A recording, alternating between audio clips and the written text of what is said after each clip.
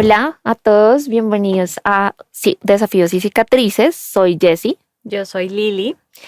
y bueno, el día de hoy vamos a contar una historia muy fuerte, muy conmovedora. Realmente es una historia donde vamos a conocer la fuerza, la valentía de una mujer de encontrar un camino por el bien, de también encontrar una salida y sobre todo de amarse mucho, de amarse, tener que amarse mucho y poder superar muchas piedras, muchos desafíos, porque no fue solo uno, sino muchos, para poder salir adelante. Así que vamos a comenzar con esta historia. Antes de comenzar, Lili nos va a dar una reflexión. Bueno, esta historia que vamos a escuchar hoy es una historia muy fuerte. Creo que le hacen honor al nombre de nuestro podcast. Son unos desafíos muy tenaces que dejaron unas heridas muy fuertes en esta mujer. Logró sacar todo esto adelante. Bueno, y la historia, pues ella la enfoca un poco como algo que vivió en una relación. Sin embargo, de paso, nos cuenta un poco de su infancia que en verdad fue muy doloroso lo que tuvo que vivir. Así que pues nada, vamos a escuchar esta historia y Jessie, adelante.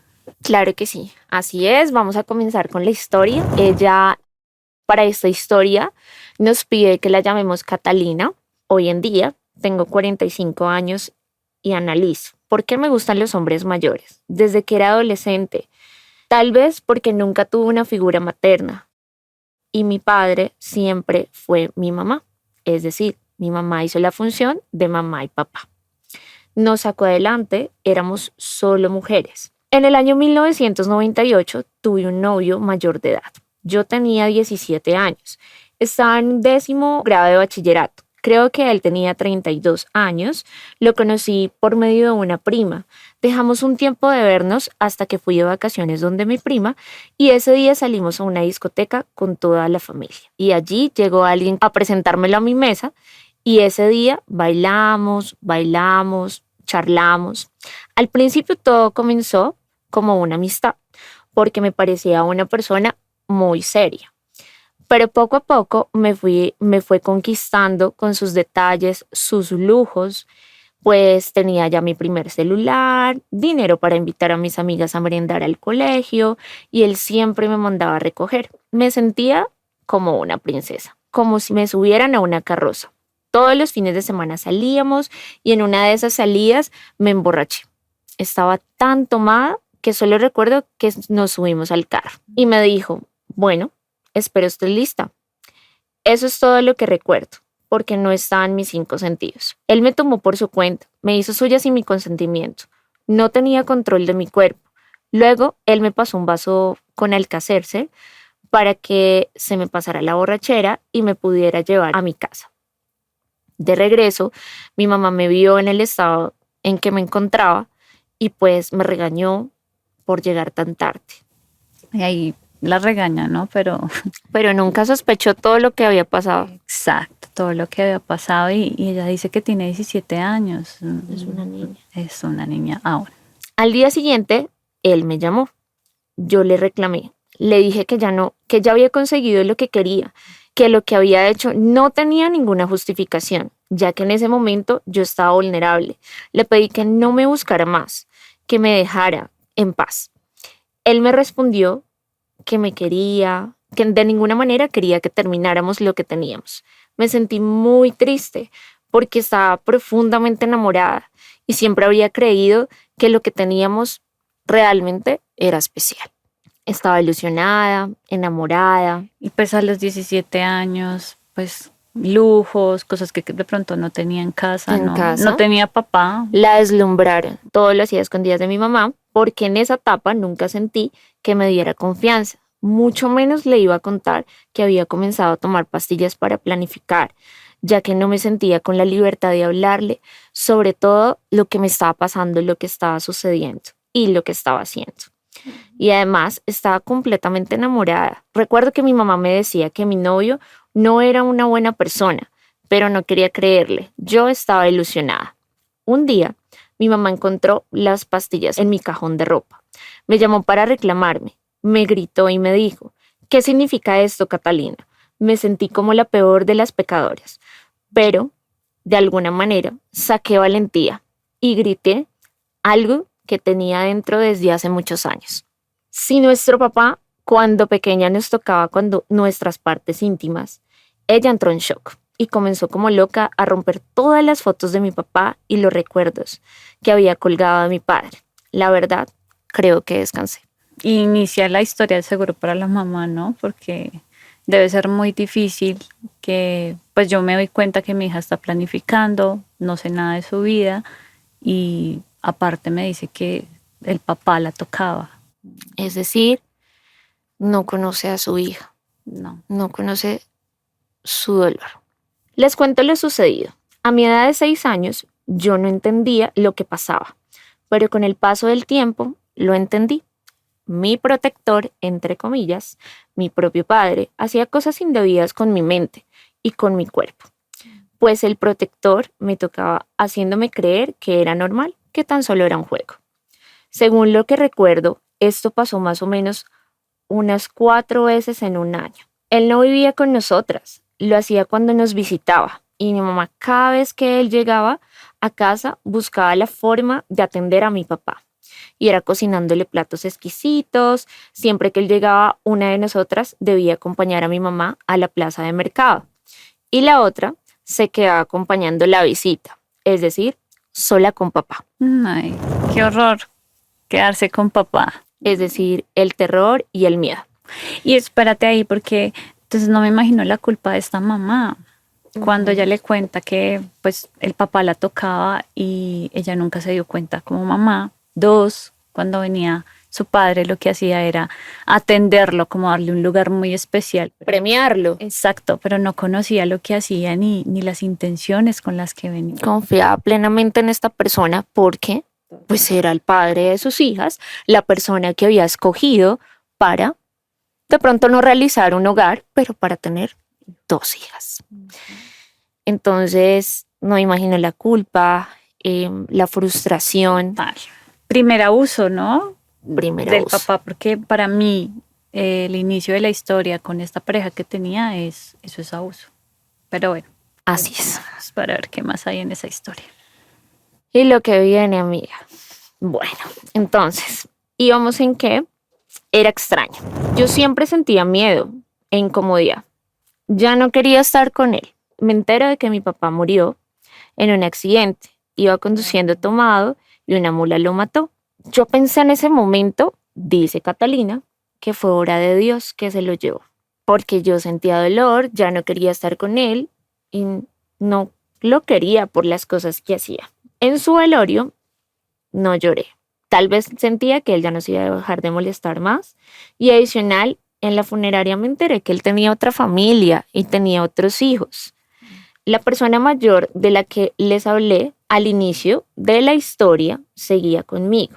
Un día comenzó a recibir llamadas en su celular, pero él no contestaba. Empecé a sospechar que podía haber otra mujer, aunque él siempre lo negaba.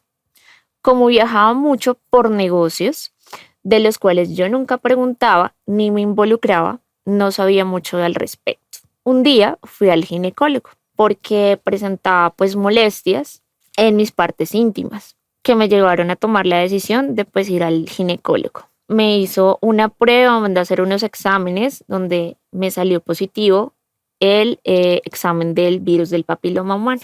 Me sentía sucia y comencé a odiarlo. Gracias a Dios me recuperé. Él estuvo en un viaje y cuando regresó me trajo miles de regalos, ropa, zapatos, perfumes, de lujo. Y bueno, yo lo dejé, lo permití. Lo hizo desde el No lo inicio, dejó. ¿no? Porque estaba pensando que cuando yo estaba en el colegio, pues yo no tenía todo eso y como que de repente, no sé cómo era su situación económica, ¿no? Pero de repente que aparezca alguien, o sea, no tengo papá, porque ese papá no era muy bueno.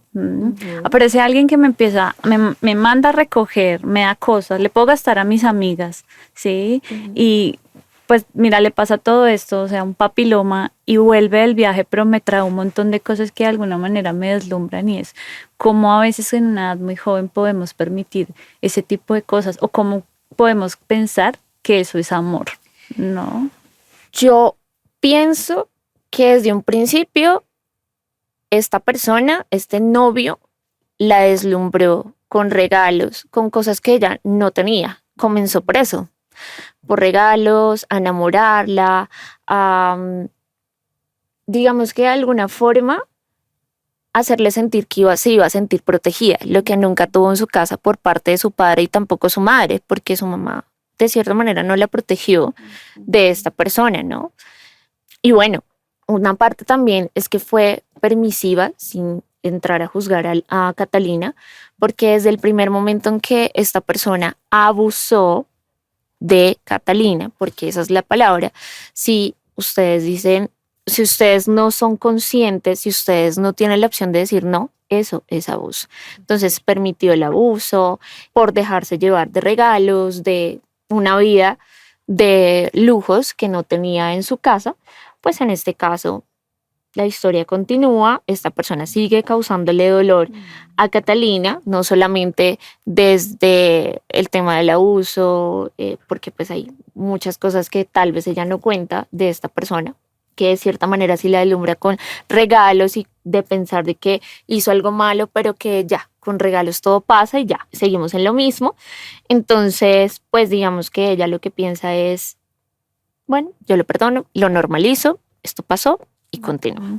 Igual yo creo que a esa edad uno no sabe cómo son las relaciones.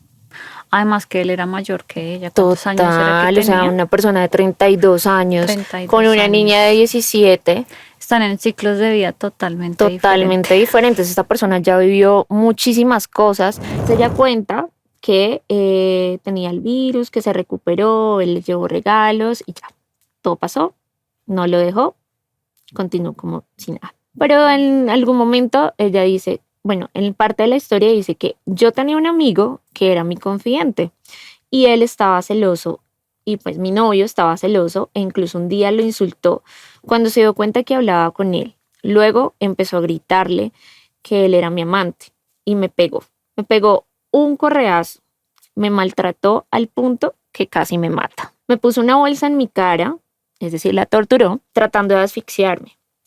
Fue una tortura literal.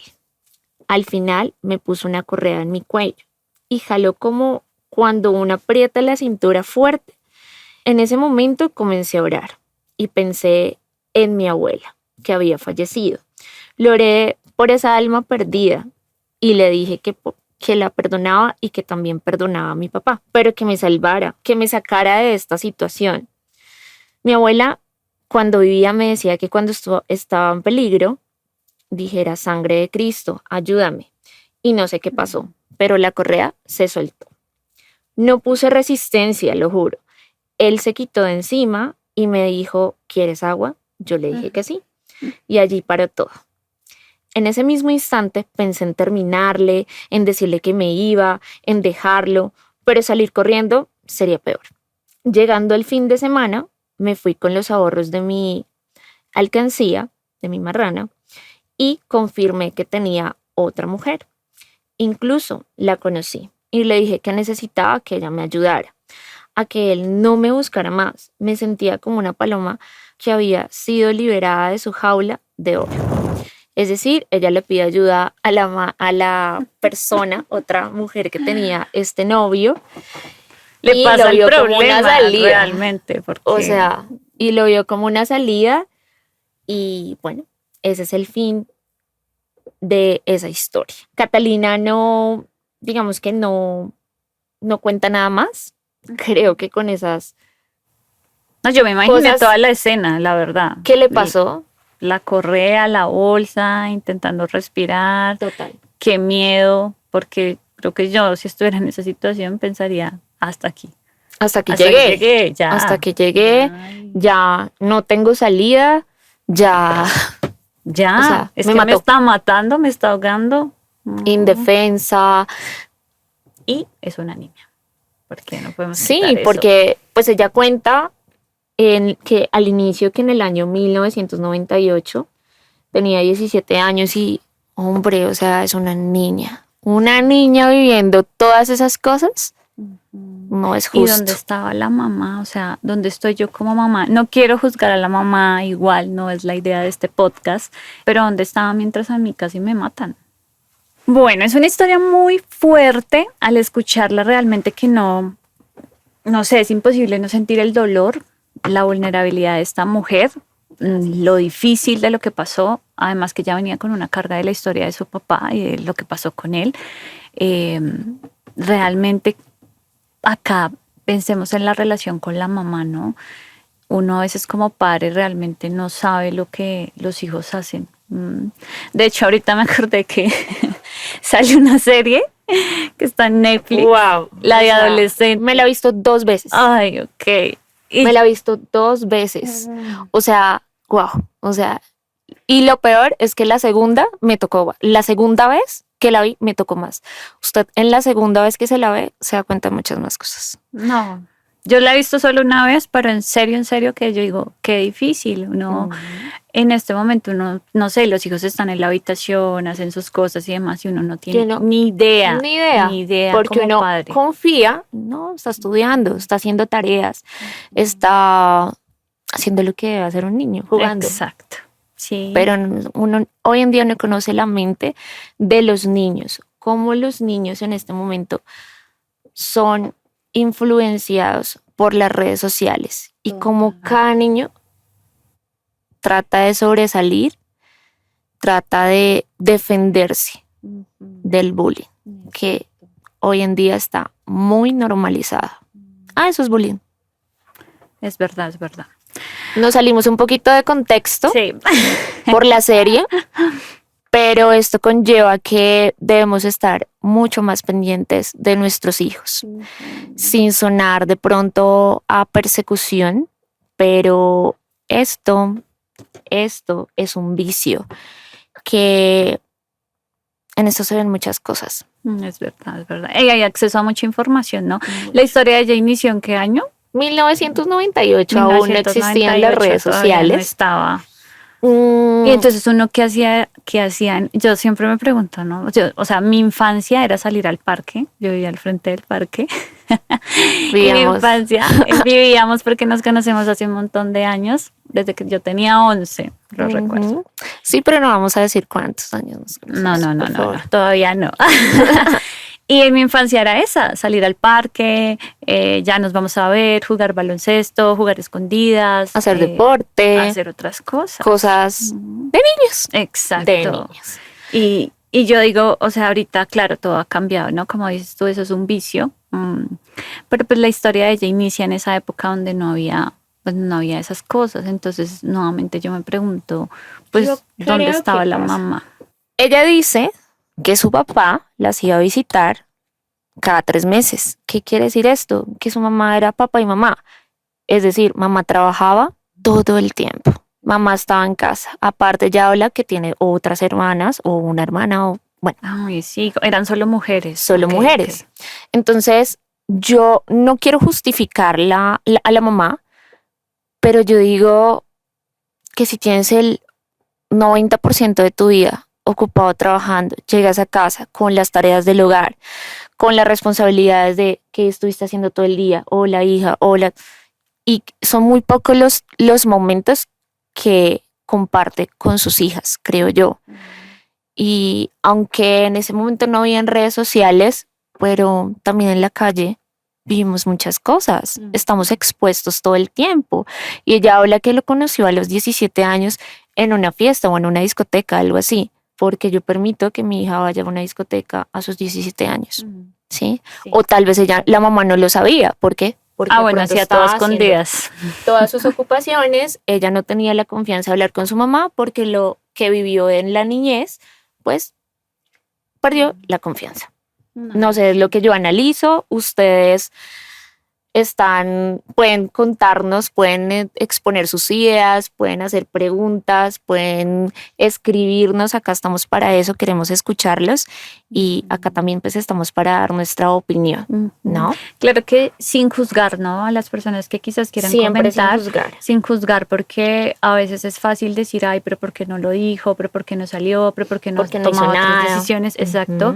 Y es como, es algo que está viviendo la persona, las emociones y los pensamientos que tiene esa persona son de ella. Y no estamos en ese cuerpo como para poder decir, oye, sal, toma estas decisiones, haz esto. Creo que desde afuera es muy fácil decir, ay, pues déjalo, ¿sí? Pero la persona que lo vive no es fácil decir, lo voy a dejar. De hecho, salir de una relación tóxica es muy difícil, pese a que sea horrible la relación, ¿no? Porque se normaliza, por eso es tan difícil salir. Total. Ahora, cuando no hay un espacio seguro en casa, retomando de pronto un poquito esa parte que me parece muy fuerte de la niñez de Catalina, es que cuando no hay un espacio seguro en casa para hablar de lo que sentimos, de lo que vivimos en el colegio, con las amigas, en una fiesta, cuando no sentimos esa confianza, terminamos buscando otros lugares, ¿no?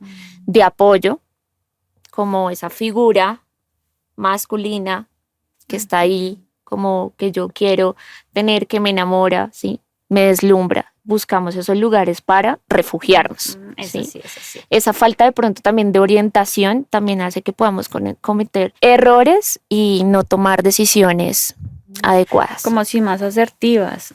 Pues además es que estaba muy joven, ¿no? Y hay muchas cosas que yo, pues tengo 17 años, o sea, es que yo no tengo por qué saberlas. Así es. Sí se dejó deslumbrar por el lujo, sí permitió un montón de cosas, pero sigue siendo una niña en una etapa adolescente en la que no conoce muchas cosas. No de hecho, el mundo. Exacto. Total. Y pues había una falta de orientación por parte de su mamá. Finalmente esa relación considero que no se construyó desde un vínculo seguro, desde un vínculo de confianza que le permitiera de pronto contarle, oye, me está pasando esto, oye, quiero iniciar una vida sexual, ¿qué hago? Porque pues uno cómo va a saber, ¿no? Además que ahorita, volviendo un poquito como a lo de las redes sociales, ahorita pues encuentras información, pero en esa Antes época no había. o sea, Sí. yo que soy mamá joven, o sea, ¿cómo me hubiera gustado que mis papás me hubieran dicho, ya tienes novio, ya tienes 17, ya tienes, bueno, vamos a llevarte a control, a ver cómo puedes empezar a planificar, a cuidarte, ¿sí? No hablo desde el punto de que me arrepienta de haber sido madre joven, no, por favor, no, pero sí de haber tenido esa información. Y cuando uno no tiene los medios económicos, sobre todo para protegerse, buscarlo, porque hoy en día pues las EPS nos dan esa opción, ¿no? Ok, de planificación. De planificación. Entonces, es sentir esa confianza de... ¿no? Aunque sí, un poquito, hay familias que les cuesta. Pero yo vuelvo y digo, en el 98, ¿qué tanto se hablaba de ese tema? Muy difícil. Muy difícil, total. Hay una parte que me conmueve mucho también de la historia, y es que como su novio, y voy a decirlo así entre comillas porque creería que eso no es un novio, la toma por su cuenta, la emborracha, la ve vulnerable. Ella no puede decir no, no quiero, no es el momento, no estoy lista, no estoy preparada, quiero que sea especial, ¿sí?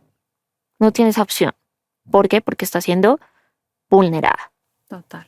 Y pasa esta situación de abuso, porque eso es un abuso, cuando usted no tiene la opción de decir no quiero, es abuso. Están pasando por encima de lo que usted quiere o no quiere. Quiero acá resaltar algo importante, y es que el respeto hacia el otro empieza por honrar el no de la otra persona, por respetar esa parte. Y yo creo que nadie debería sentirse presionado a hacer algo en contra de su voluntad, y menos en un momento que tenemos una vulnerabilidad. Totalmente de acuerdo con lo que dices. Pues algo que de pronto siento que las víctimas de abuso pueden sentir es culpa, vergüenza, responsabilizarse por esa situación.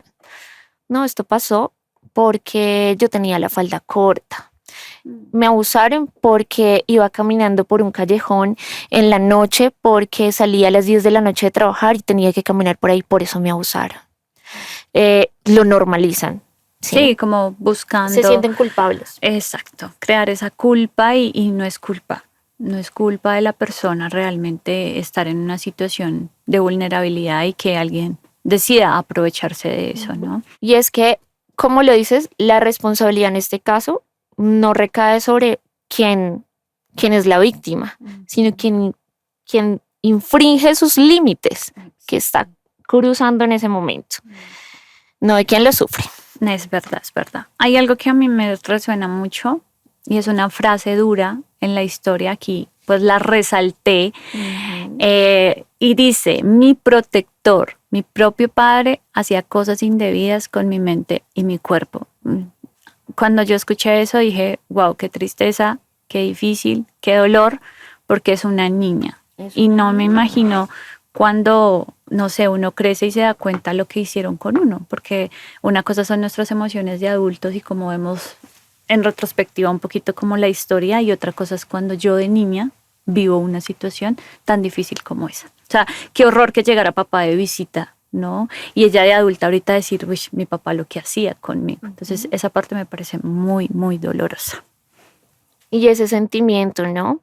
De, va a llegar mi papá, vamos a jugar, mami no lo veo hace 3 meses, a ese sentimiento de sentir terror, miedo. O Total. sea, ¿de cuándo se va? ¿Será que ya se quiero que se demora? vaya, no quiero que esté? Y también el proceso de que la muerte de su padre de cierta manera la liberó un poco de esa situación, como que ya no va a pasar más, no va a suceder más. Qué triste eso, ¿no? Dios, o sea, demasiado triste, Doloroso. conmovedor, me pone mucho a pensar muchas cosas de mi niñez y Catalina sí que la pasó mal. Total. En la figura paterna, uno siempre espera tener respeto, protección y seguridad. Un amor incondicional, generar esa confianza, ese lazo de confianza.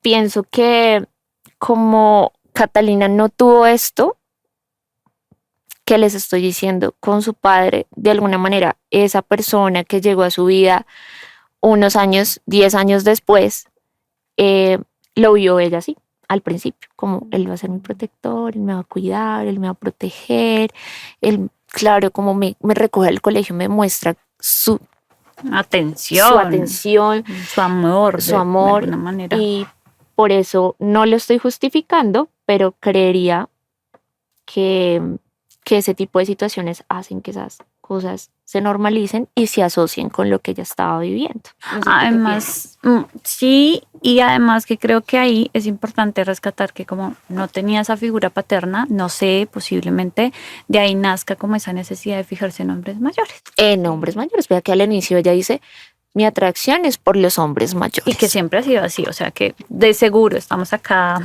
sentadas hoy, 2025, hablando como imaginando qué pasa después, ¿no? Porque uno lee la historia y a veces quisiera uno como saber un poquito más de lo que sucedió, ¿no? Y ella dice que siempre le han gustado, es decir, que de seguro aún le gustan y pues sus relaciones a partir de ahí, decía, ya tengo 45, entonces no sé si después de esos 17 años sus siguientes relaciones de seguro han sido siempre con hombres mayores. Es posible. Porque está buscando cubrir algo, de seguro, alguna necesidad emocional que pues claramente su padre no cubrió. Hay otra parte de la historia, es el papiloma. O sea, creo que para uno de mujer tener alguna enfermedad de estas debe ser muy difícil. Se debe sentir uno vulnerado, ¿sí? Es mi pareja y es como pensar qué hizo la pareja para que yo llegara a este punto, ¿sí? No sé. ¿Tú qué piensas del diagnóstico de papiloma? Yo pienso que más que sentirse sucia, como lo decía ella, es sentir esa decepción y esa traición, porque pues el virus del papiloma humano es un virus que quien lo transmite es el hombre, ¿sí? De las cosas que he leído y como me he instruido, y gracias a Dios hoy en día hay vacunación para niñas desde los 9 años, tengo entendido, donde se puede evitar esto, quien lo transmite es el hombre. Entonces, al creer ella que se sentía sucia, que esta persona la haya traicionado, que sí, le haya prendido esta enfermedad, sobre todo el sentir vergüenza porque tuvo una enfermedad de esas, tú no se la vas a contar a cualquier persona, y más si ella estaba tan sola, porque según lo que ella cuenta, pues ya vivía con él prácticamente y pues era un hombre que pues la quería sobreproteger, no quería ni siquiera que tuviera amigos, o sea, tenía un amigo, la forma de pronto de contarle, desahogarse y él ya creía que era, mejor dicho, su amante y todo el tema. Entonces no sentir esa confianza de ni siquiera poderle contar a sus personas cercanas, sobrellevar esa enfermedad sola, ella no cuenta, ella dice que se recuperó, pero no cuenta todo lo que tuvo que pasar para superar esa enfermedad, los dolores, el tratamiento, o sea, yo pienso que eso debe ser, y ustedes que nos están viendo, ahí pueden chequear, comentar y ver cómo son esos tratamientos de dolorosos, ¿no? Si hay alguien igual que haya pasado por una situación similar, que haya tenido un papiloma o que esté pasando por un proceso, cuéntenos un poco cómo ha sido ese proceso, porque sí nos gustaría como igual entender. Este podcast tiene como fin que podamos construir una comunidad de aprendizaje, de apoyo, de orientación, y creo que leer esto y las otras personas que también lo lean, pues se van a llenar de información y de ver qué se siente pasar por un proceso como estos. Hay algo ahí que también me gustaría hablar un poco, y es como esas mujeres que también quizás en este momento estén pasando por una relación similar, ¿no? No tiene que ser la chica de 17 años, pero si están pasando por una relación también abusiva en las que de pronto sienten miedo de su pareja, ¿sí? De pronto en las que no saben cómo salir de ahí. Totalmente. También que puedan escuchar este episodio y el episodio anterior, en el que también hablábamos de una relación también así, ¿no? Viene igual el hombre celoso, controlador, con ínfulas de protector. Ajá, hacía lo mismo, empezó con los celos y los celos lo llevaron a tomar pues diferentes decisiones, y acá este hombre hace lo mismo.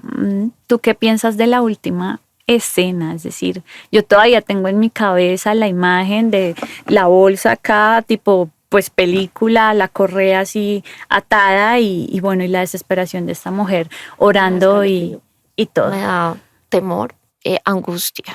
O sea, es sentir que tu vida se va a acabar, te la va a quitar la persona que tú quieres, porque ella lo quería, estaba enamorada, la persona que amas, que te prende una enfermedad, que abusó sexualmente de ti al inicio. No alcanzo a imaginar todo lo que en ese momento por la mente de Catalina pasó, y me da escalofrío y me pongo en su lugar y me pongo en sus zapatos, y qué bueno que haya tenido otra oportunidad para salvarse. Y lograr salir de ahí. Y lograr salir de ahí.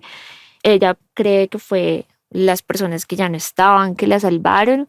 Yo pienso que fue obra de Dios, porque tal vez la tenía preparada para cosas mucho más valiosas por las que ella tenía que pasar.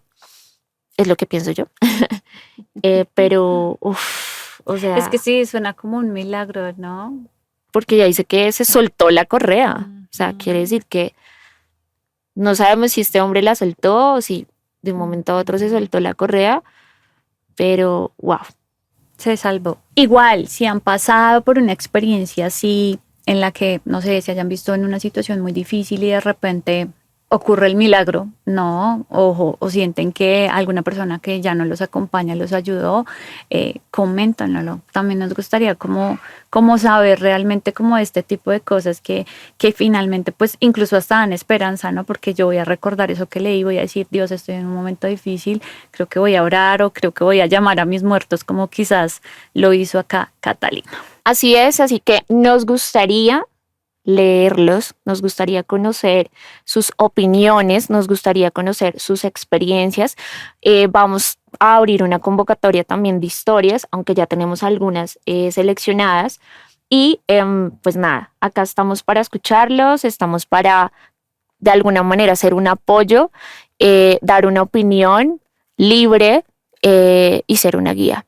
Así que pues nada, ya pues digamos que al final Catalina logra liberarse, logra salir de esas situaciones difíciles por las que pasó, y espero que Catalina esté viendo este podcast, se sienta orgullosa de haber salido, de haber sanado, porque sé que una manera muy importante de contar estas historias es porque ya han sanado muchas cosas y las que faltan, porque recordar también hace parte de la sanación. Quiero decirle a Catalina que gracias por inspirar a otras mujeres por lo que están pasando en este momento, que puede ser similar. Gracias por no sentir en este momento vergüenza de contar esa historia, sino superación, por esa resiliencia, por entender al final que lo que estaba viviendo no estaba bien, no lo podía normalizar, no lo podía dejar pasar más. Y nada, te mando un abrazo, Catalina. Igual, gracias Catalina por compartir esta historia con nosotros, por permitir que leyéramos todo esto que te había pasado, por permitirte ser vulnerable, porque creo que recordar el abuso del papá no debió haber sido fácil, y más todo lo que pasó como en esa relación. Igual, entonces, agradecimiento total por compartir esa experiencia con nosotros. Bueno, pues ya llegamos, amiga, al final de este podcast. Recuerden, si están pasando por una situación difícil, si están siendo, no sé, abusadas o están en una relación tóxica, hay que pedir ayuda. Lo hemos dicho desde el inicio y creo que lo vamos a estar repitiendo todo el tiempo. Hay que pedir ayuda, hay que levantar la mano, hay que hablar, hay que buscar las líneas de atención como hablábamos la vez pasada, pero no te quedes callada. Ese es el mensaje, no te quedes callada. Aquí estamos para apoyarnos, mujeres, hombres, para apoyarnos, no para juzgar, ya lo sabemos. Importante, por favor, inscríbanos un correo si quieren contar su historia, si quieren contar su experiencia de vida de manera positiva, de manera de agrado. Si quieren enviarnos mensajes también, o sea, está el Instagram, está el Facebook, está nuestro TikTok, nuestras redes sociales y sobre todo nuestro correo, no lo olviden, desafiosYcicatrices@gmail.com.